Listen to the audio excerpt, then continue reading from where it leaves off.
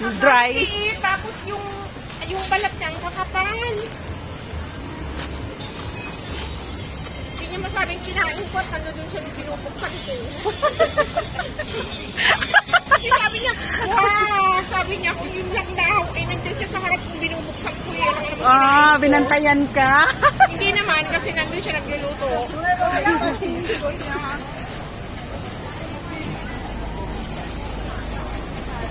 Ang daming nagtitinda dito. Yan guys, uwian na. Tapos na maliligayang araw. Tapos na ang upuan day.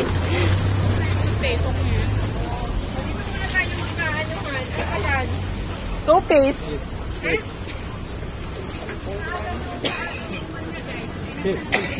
Binibinta niya yan? Binibinta mo? Mamili ka. Ayan, okay. Okay. Ayan. Pag nahuli kayo, takbo talaga kayo. Wala, gabi na eh. Smile daw. Hoy, may ano siya, carpet oh.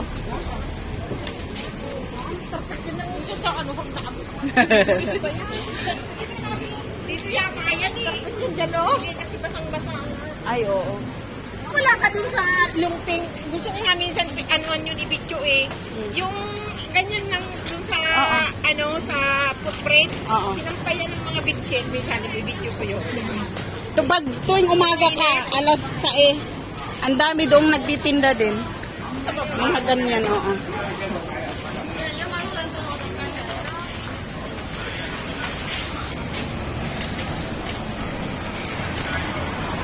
Last 2 days. Bakit?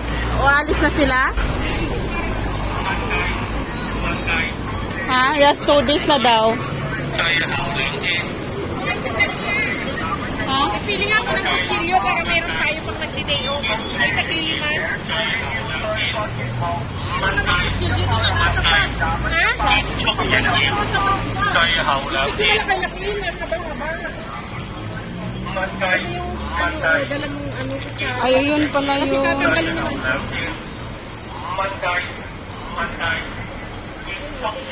Ayan o.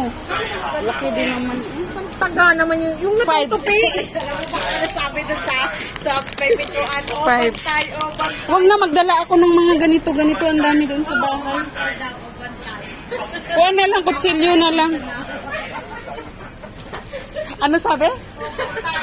Tingnan mo nga kung may natutupi kutsilyo dyan. Huwag yan!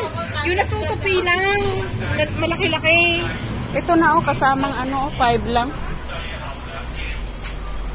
Kasamang Paano nga pillar. ako kasi, yung baka hulihin tayo niyan sa